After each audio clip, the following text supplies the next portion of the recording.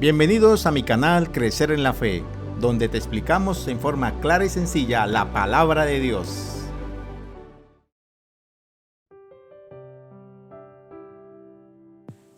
Crecer en la Fe presenta la escuela sabática Efesios. Lección número 5. Expiación horizontal, la cruz y la iglesia. El texto para memorizar, Efesios 2, 13 al 14. Pero ahora en Cristo Jesús, ustedes que en otro tiempo estaban lejos, han sido acercados por la sangre de Cristo. Cristo es nuestra paz, que de los dos pueblos hizo uno y derribó el muro divisorio.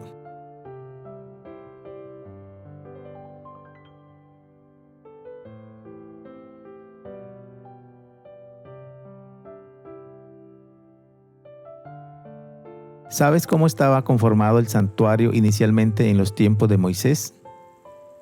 El santuario estaba conformado por 3 espacios o lugares principales. El atrio, el lugar santo,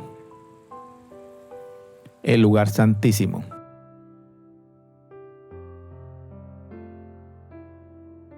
En los tiempos de Herodes, el santuario o templo de Jerusalén poseía los mismos espacios o áreas básicas: el atrio, lugar santo, lugar santísimo. Pero había una diferencia.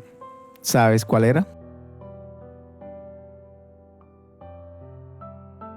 Poseía un atrio o patio para los gentiles o paganos.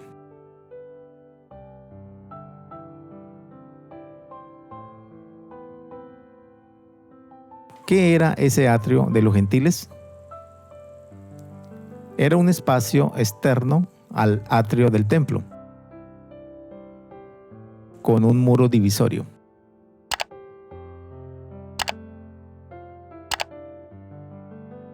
En ese lugar o espacio todos podían entrar, judíos y no judíos, circuncisos o incircuncisos.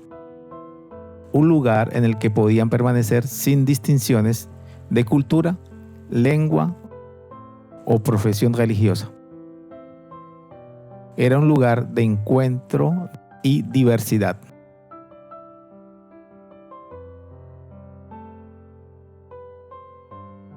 Ahora imaginémonos el siguiente cuadro.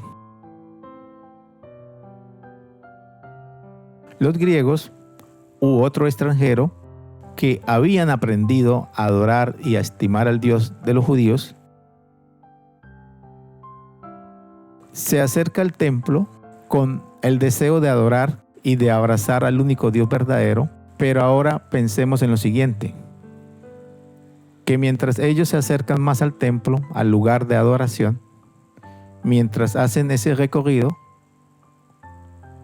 escuchan los sonidos de adoración que invocan a la alabanza, y precisamente en ese momento tan especial que sienten el deseo de adorar, ellos encuentran al frente una barricada o muro de piedra de 1.2 metros de altura. Y en ese muro está grabado en latín y en griego este mensaje: ningún extranjero puede entrar dentro de la barrera que cerca el templo. Todo el que sea sorprendido será culpable de muerte.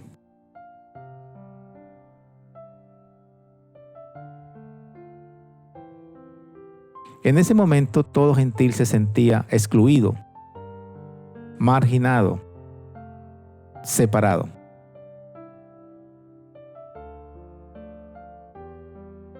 En Efesios 2, del versículo 11 al 22, Pablo ve que la cruz de Cristo marca una diferencia dramática. ¿Sabes cuál es esa diferencia dramática? La diferencia dramática que resalta Pablo es que la cruz de Cristo destruye esas barreras y muros, porque Él es nuestra paz, que de ambos pueblos hizo uno, derribando la pared intermedia de separación.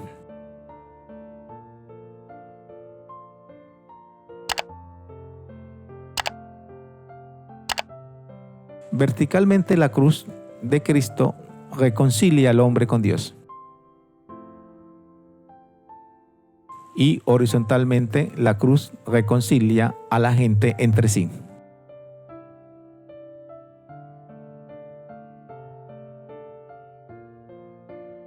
La cruz de Cristo quita la enemistad.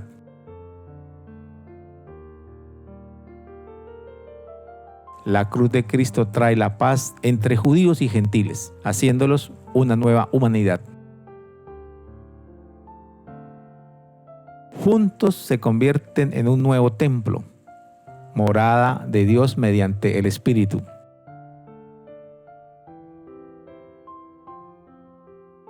Podemos decir que la cruz de Cristo dio inicio a la iglesia.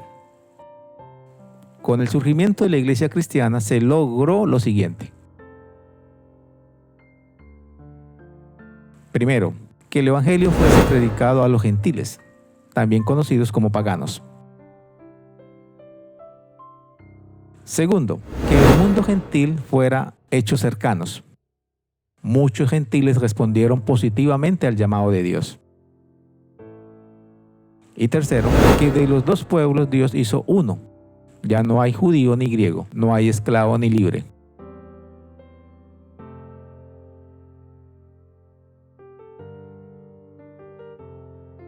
En este video y en sus diferentes secciones analizaremos el papel trascendental de la cruz de Cristo en la unificación de la humanidad y la cruz como esencia del Evangelio. Y este estudio lo haremos mediante los siguientes puntos. Primero, acercados en Cristo. Segundo, reconciliación, el regalo de Dios desde la cruz. Tercero, derribar el muro divisorio.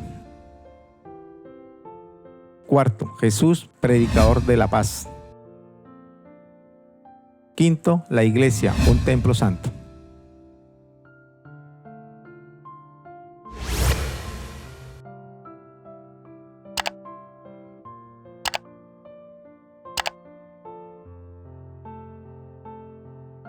Acercados en Cristo. Efesios 2:12.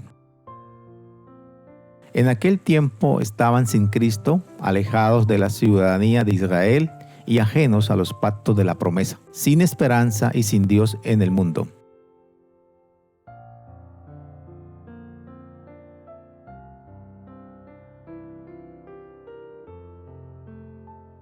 ¿Sabes qué significa el término gentil o pagano? Este término en el ámbito judío se refería a los que no eran judíos, a los incircuncisos, es decir, a todos los extranjeros. De ahí que la palabra gentil tiene como significado pueblos del mundo que no son judíos.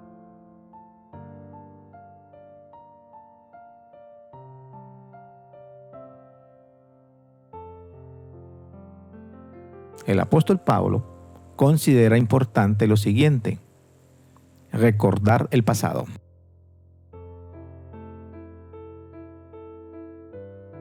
Recordarles a los cristianos gentiles su pasado. Por tanto, acordaos de que en otro tiempo vosotros, los gentiles, en cuanto a la carne, eran llamados incircuncisión por la llamada circuncisión hecha con mano en la carne.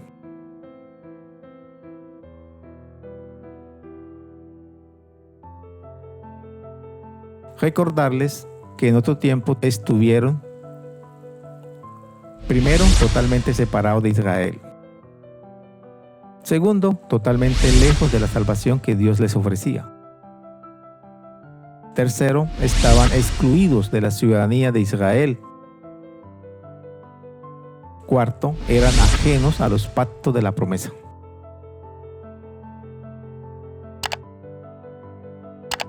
¿Sabes por qué estaban en esa condición?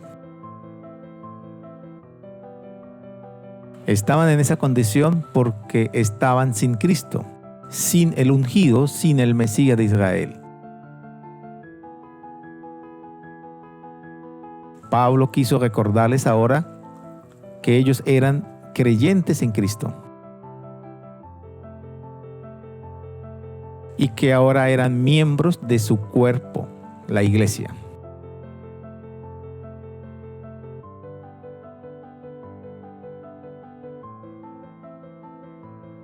Pablo resalta que en el pasado todos los gentiles eran inconscientes de las promesas de salvación que Dios había ofrecido a lo largo de la historia de la salvación.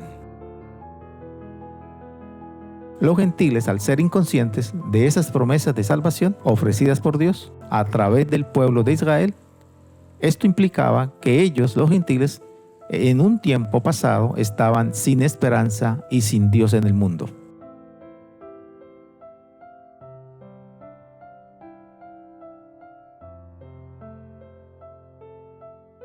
¿Qué otras cosas les recordó Pablo a los gentiles sobre su pasado? En ese mismo pasaje, en Efesios 2:11, el apóstol Pablo les recuerda además lo siguiente. Primero, que ellos se vieron envueltos en una gran disputa contra los judíos.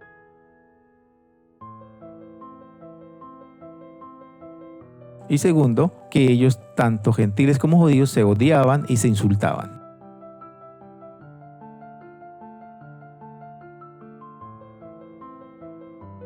¿Sabes cómo se insultaban ellos, gentiles y judíos?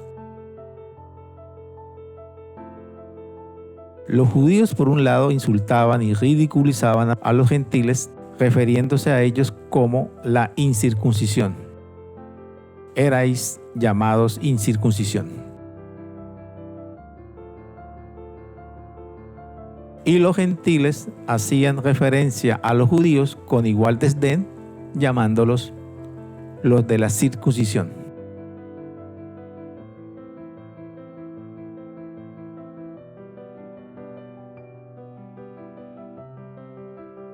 No obstante, el apóstol Pablo en Efesios 2:13 apunta a algo radicalmente diferente. Escribió: pero ahora en Cristo Jesús, ustedes que en otro tiempo estaban lejos, han sido acercados por la sangre de Cristo.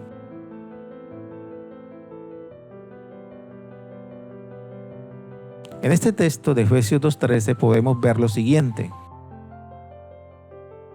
Primero, Pablo hace referencia a lo que dijo el profeta Isaías en el capítulo 57, versículo 19. Paz, paz al lejano y paz al cercano, dice el Señor, y lo sanaré. Y segundo, Pablo enseña que por medio de Cristo y mediante su cruz, los creyentes gentiles se habían acercado a todo aquello de lo que estaban separados. Se habían acercado a todo aquello que no conocían.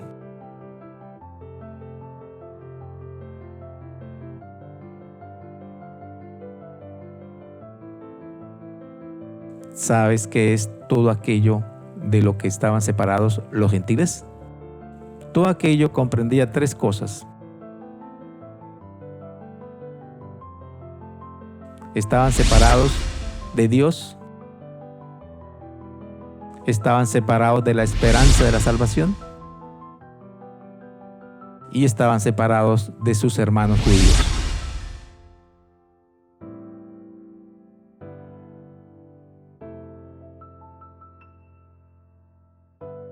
Con esta poderosa buena nueva que acabamos de analizar, podemos concluir lo siguiente.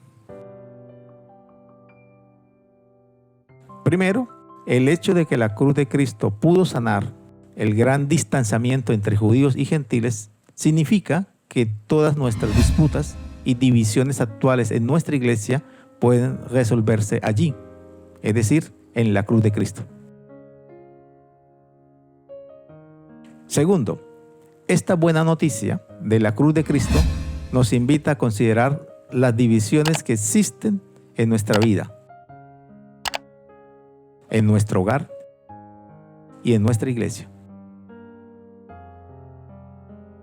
Y tercero, esta buena noticia de la cruz de Cristo nos invita a reflexionar sobre el poder de la cruz para superar cualquier tipo de división.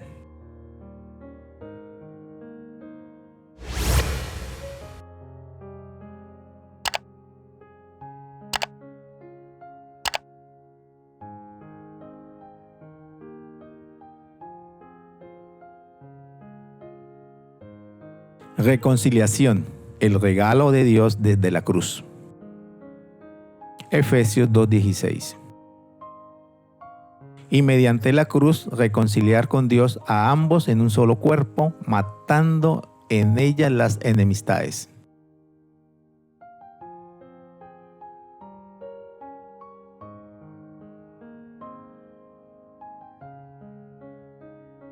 El apóstol Pablo expresa lo siguiente en Efesios 2:16.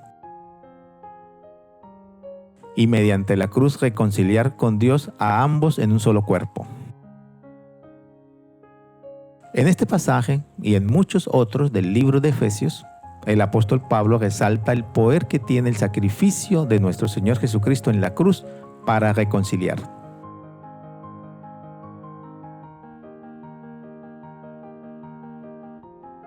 El apóstol en Efesios 2, del 11 al 22, resalta lo siguiente.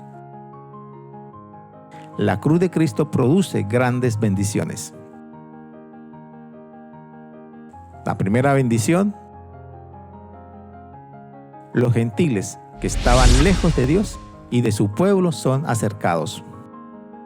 La segunda bendición: los gentiles en Cristo pasan ahora a ser hijos e hijas de Dios y hermanos y hermanas de los creyentes judíos. La tercera bendición: la enemistad entre los creyentes judíos y gentiles quedó destruida.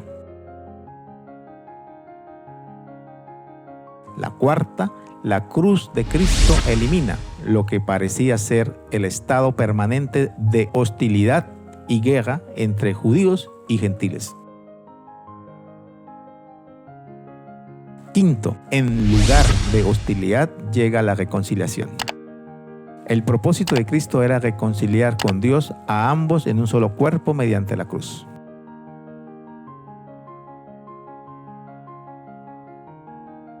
El apóstol Pablo habla de la reconciliación en otras de sus cartas.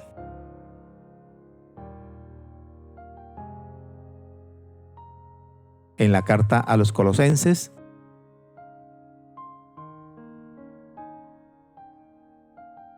y en la carta a los Romanos. En la carta a los Colosenses leemos: y por medio de él reconciliar consigo todas las cosas, así las que están en la tierra como las que están en los cielos, haciendo la paz mediante la sangre de su cruz. Y a vosotros también, que eran en otro tiempo extraños y enemigos de vuestra mente, haciendo malas obras, ahora os ha reconciliado en su cuerpo de carne por medio de la muerte, para presentarlos santos y sin mancha e irreprensibles delante de él.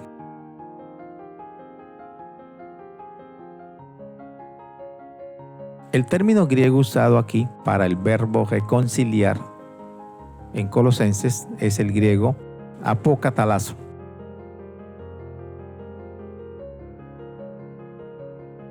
Este término significa cambiar de una situación a otra, de modo que se elimine toda enemistad, generando la unidad y la paz. Y este término griego, apokatalazo, se usa también en Efesios 2:16. Y en la carta a los Romanos leemos: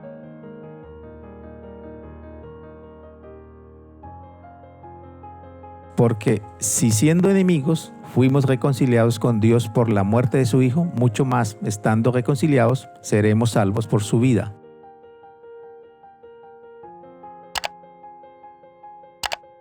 Aquí Pablo usa otro término griego, katallazo. El griego katallazo significa primeramente intercambiar.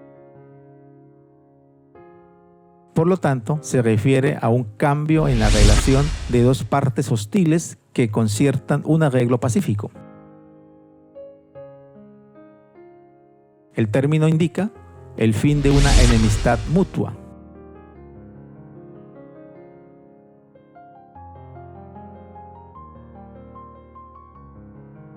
Teniendo en cuenta los dos anteriores términos griegos para el verbo reconciliar, ¿sabes qué es reconciliar?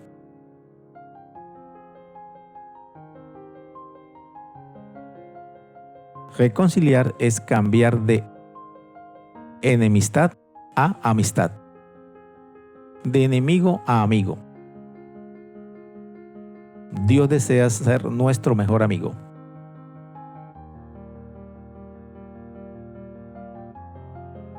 El pecado ha separado al hombre de Dios y el corazón humano está en guerra, es enemigo de los principios de la ley de Dios. Sin embargo, Dios dio a su Hijo para que el hombre de tendencias pecaminosas y rebelde pudiera ser reconciliado con Él.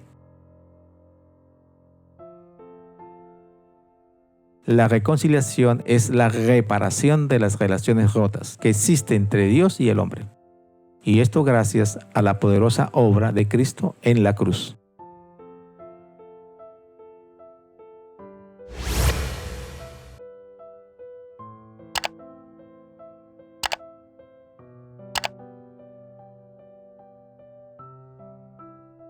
Derribar el muro divisorio. Efesios 2:14. Porque Él es nuestra paz, el que de los dos pueblos hizo uno, derribando el muro divisorio, la enemistad.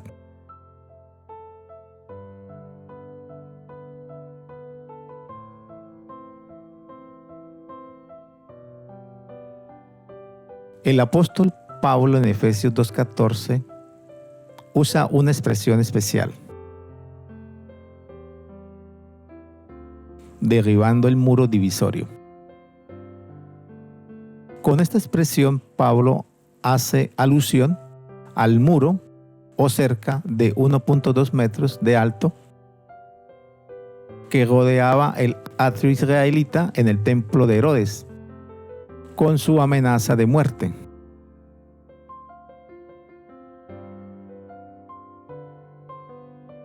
La amenaza de muerte que estaba grabada en latín y en griego en el muro era la siguiente: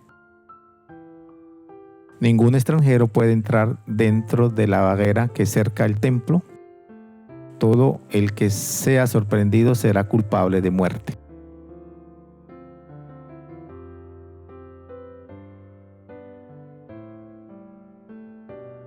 Pablo imagina que este muro divisorio se derrumba y que a los gentiles se le otorga pleno acceso para adorar a Dios, porque por medio de Él los unos y los otros tenemos entrada por un mismo espíritu al Padre.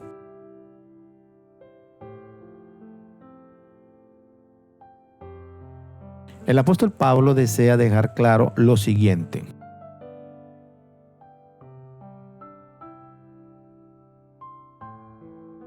primero, la cruz de Cristo remueve cualquier muro, nos da acceso directo a Dios y a su reino. Solo hay que creer en lo que hizo Jesús. Y segundo, la cruz de Cristo hace de estos dos pueblos, judíos y gentiles, uno.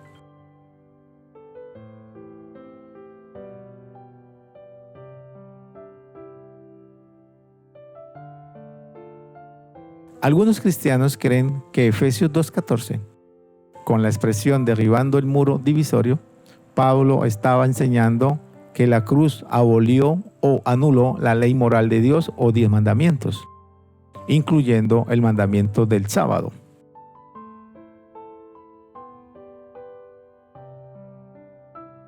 ¿Será cierto esta interpretación? No.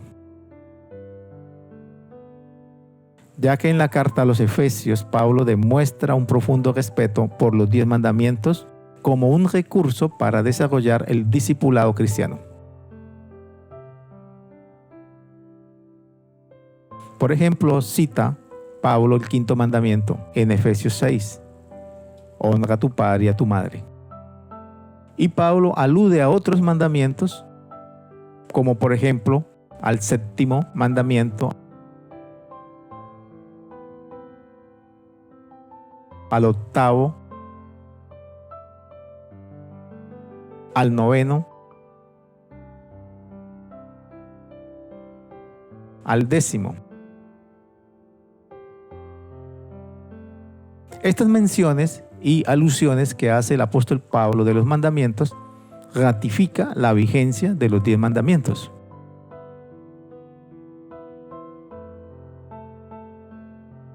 La vigencia de la ley moral de Dios concuerda y está ampliamente apoyada en sus diferentes cartas, en forma especial en la carta a los Romanos,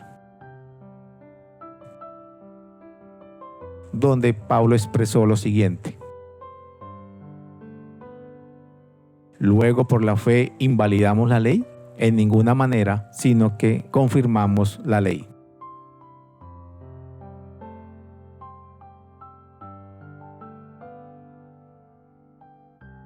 Pablo aborda el tema del mal uso de la ley de Dios. Pablo honra la ley de Dios y asume su continuidad y su vigencia por la eternidad.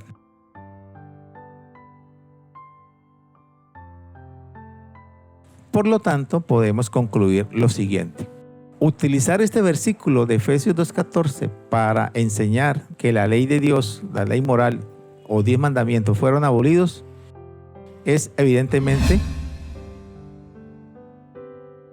una mala y errada interpretación de las Sagradas Escrituras, ya que el tema de la ley moral de Dios, a la luz de todos los demás versículos de la Biblia, llegamos a la conclusión de que están vigentes y son perpetuos.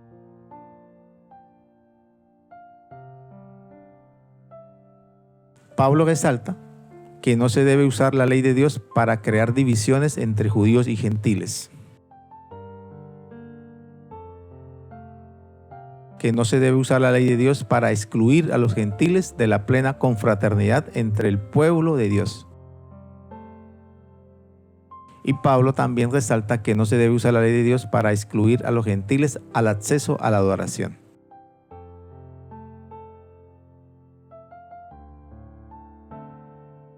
Cualquier persona que haga algo así sería considerado por Pablo como anatema, ya que está dando un uso inapropiado del propósito divino de la ley.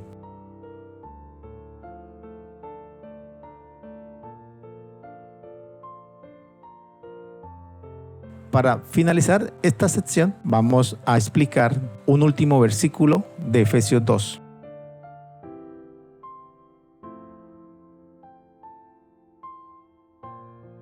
Aboliendo en su carne las enemistades, la ley de los mandamientos expresados en ordenanzas, para crear en sí mismo de los dos uno solo, un nuevo hombre, haciendo la paz.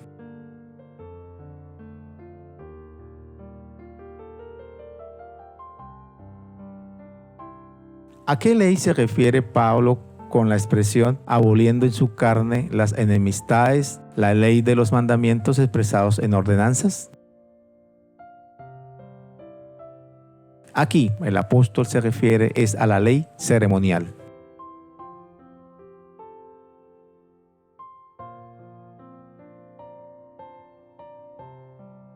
Es cierto que la ley ceremonial finalizó en la cruz del Calvario.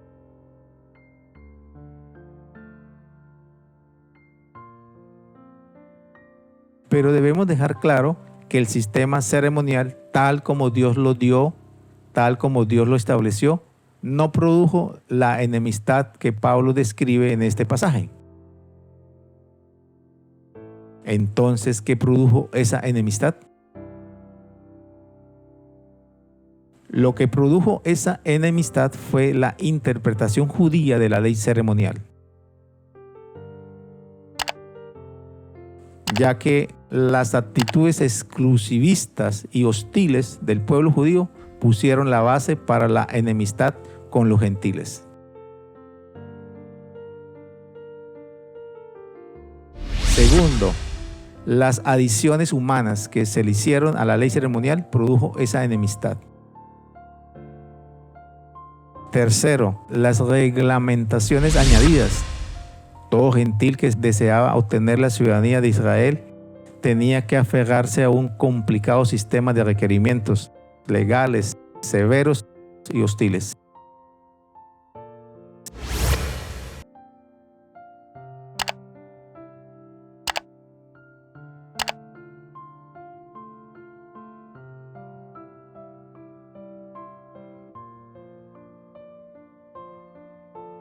Jesús, predicador de la paz. Efesios 2, 17 al 18. Y vino y anunció las buenas nuevas de paz a vosotros que estabais lejos y a los que estaban cerca, porque por medio de él los unos y los otros tenemos entrada por un mismo espíritu al Padre.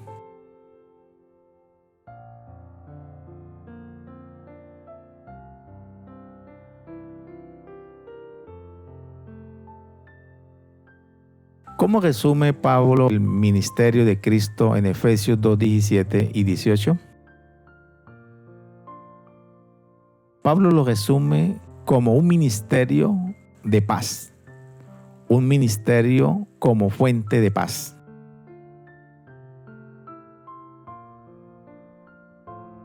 El concepto de paz es importante en la carta de los Efesios.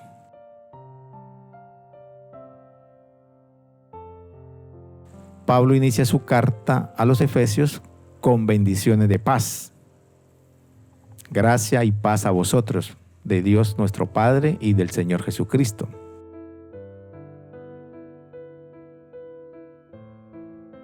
Y Pablo termina su carta también con bendiciones de paz.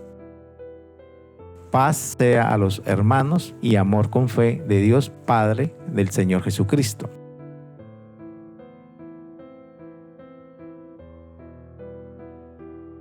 El apóstol Pablo argumenta en Efesios 2 que Cristo personifica la paz, porque Él mismo es nuestra paz.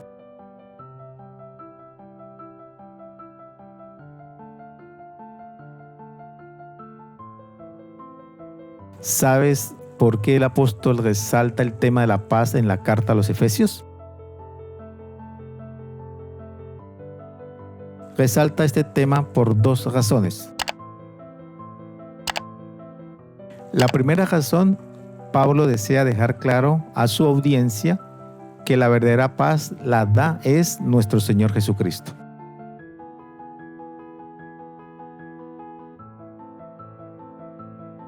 La segunda razón es dejar claro que la cruz de Cristo crea esa paz. La cruz de Cristo trae la paz entre judíos y gentiles. La cruz de Cristo crea una nueva humanidad marcada por relaciones de reconciliación y de paz.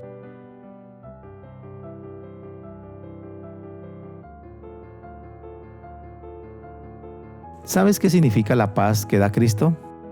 La paz que da Cristo no significa ausencia de conflictos. Significa es tener una experiencia de plenitud y de bienestar, tanto en nuestra relación con Dios como en nuestra relación con el prójimo.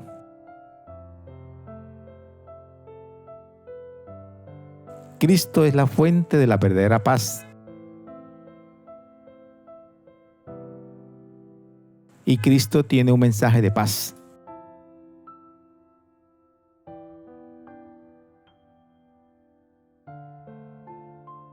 Por esta razón, los evangelios contienen ejemplos de Jesús como predicador de la paz. En sus mensajes de despedida a los discípulos, Jesús promete a ellos y a nosotros la paz, como se ve expresado en Juan 14, 27. La paz les dejo, mi paz les doy. Y Jesús concluye diciéndonos en Juan 16, 33, estas cosas les he hablado para que en mí tengan paz, en el mundo tendrán aflicción.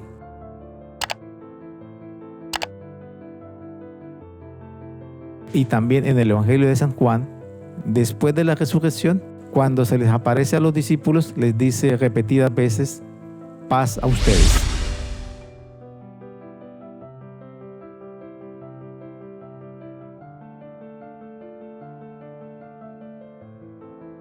Y por esta razón, Pablo también se une al pensamiento de Juan.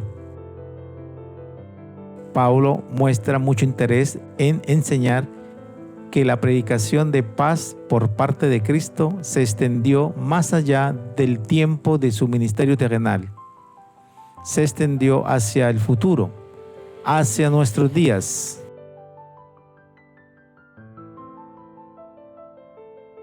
Anunció la paz en el presente a los que estaban lejos y cerca,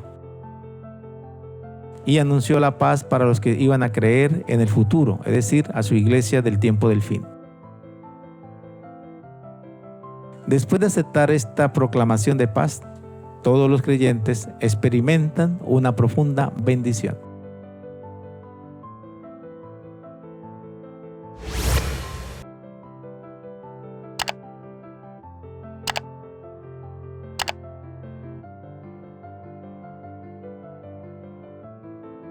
La iglesia, un templo santo. Efesios 2, del 20 al 21. Edificados sobre el fundamento de los apóstoles y profetas, siendo la principal piedra del ángulo Jesucristo mismo, en quien todo el edificio, bien coordinado, va creciendo para ser un templo santo en el Señor.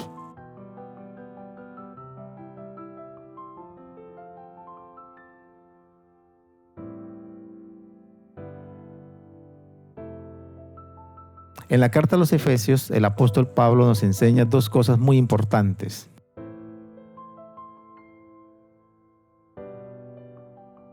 Nos habla de la solidaridad y nos habla sobre los beneficios de la muerte de Cristo en la cruz.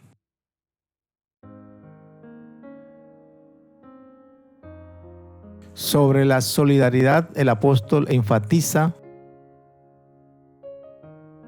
primero que vivimos en solidaridad con Jesús y segundo, que vivimos en solidaridad con los demás como parte de su iglesia.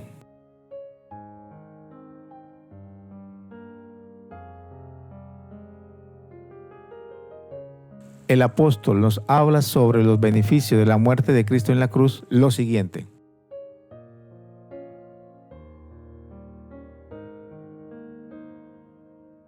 La muerte de Jesús tiene un beneficio vertical y un beneficio horizontal.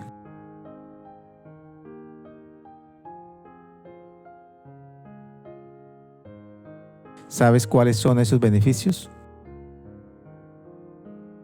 Primero, el beneficio vertical de la muerte de Jesús en la cruz es el restablecimiento de nuestra relación con Dios.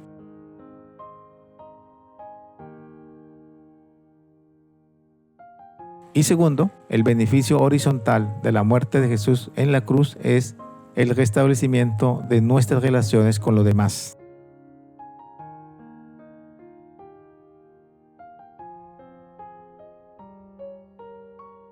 Mediante la cruz Jesús derriba todo lo que divide a los creyentes gentiles de los judíos, incluyendo el mal uso de la ley, que profundizaba el abismo entre judíos y gentiles.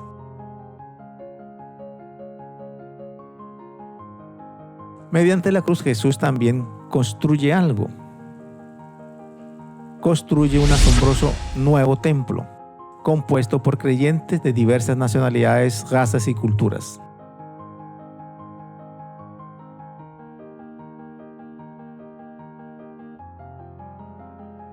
En cuanto a este asombroso nuevo templo, podemos afirmar lo siguiente. La muerte de Jesús en la cruz acaba la exclusión y la discriminación. Los gentiles, en otro tiempo excluidos del culto en los lugares santos del templo, ahora se unen a los creyentes judíos para llegar a ser un nuevo templo. Todos nos convertimos en parte de la iglesia de Dios, un templo santo del Señor.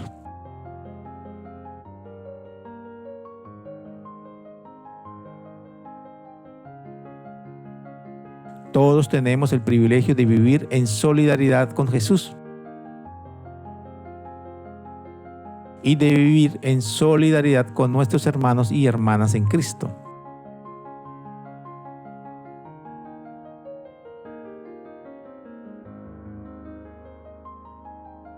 El apóstol Pablo usa varias metáforas para referirse a la iglesia. Primero, la iglesia como cuerpo Segundo, la iglesia como un templo. Tercero, la iglesia como esposa. Y cuarto, la iglesia como un ejército.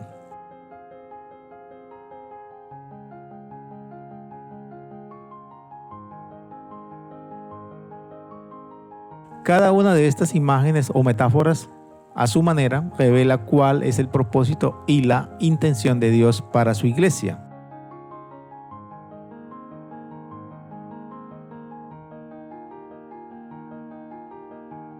El uso que hace Pablo de la metáfora de la iglesia como templo en Efesios 2, 19 y 20 es muy especial.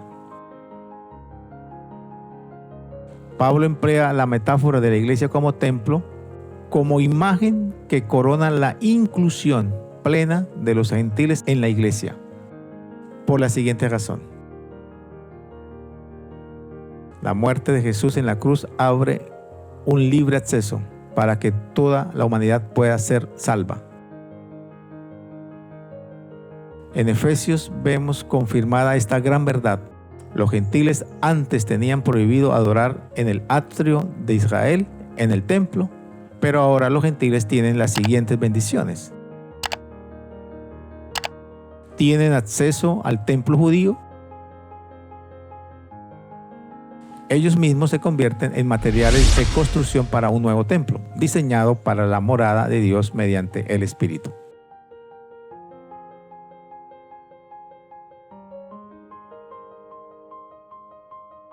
Otra gran verdad es que Pablo y los otros autores del Nuevo Testamento emplean la metáfora de la iglesia como un templo para poder enseñarnos lo siguiente. Primero, visualizar y valorar la santidad de la iglesia. Segundo, visualizar y valorar el rol de Dios en la fundación de la iglesia. Tercero, visualizar y valorar el crecimiento de la iglesia.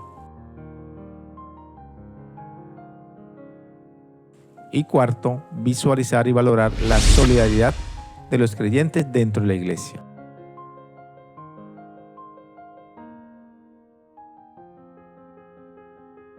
La iglesia no es una entidad estática. La iglesia está en un proceso continuo de construcción y de transformación. Ustedes también son edificados juntos. Por esta razón, la iglesia es considerada como el templo del Dios viviente.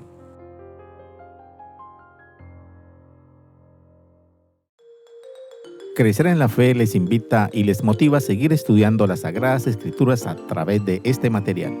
Y recuerda suscribirte a nuestro canal, comentar, compartir, activar la campanita y darle like. Esto será de gran ayuda para el crecimiento de nuestro ministerio y así poder llegar a muchas personas más. Gracias por tu apoyo. Dios te bendiga.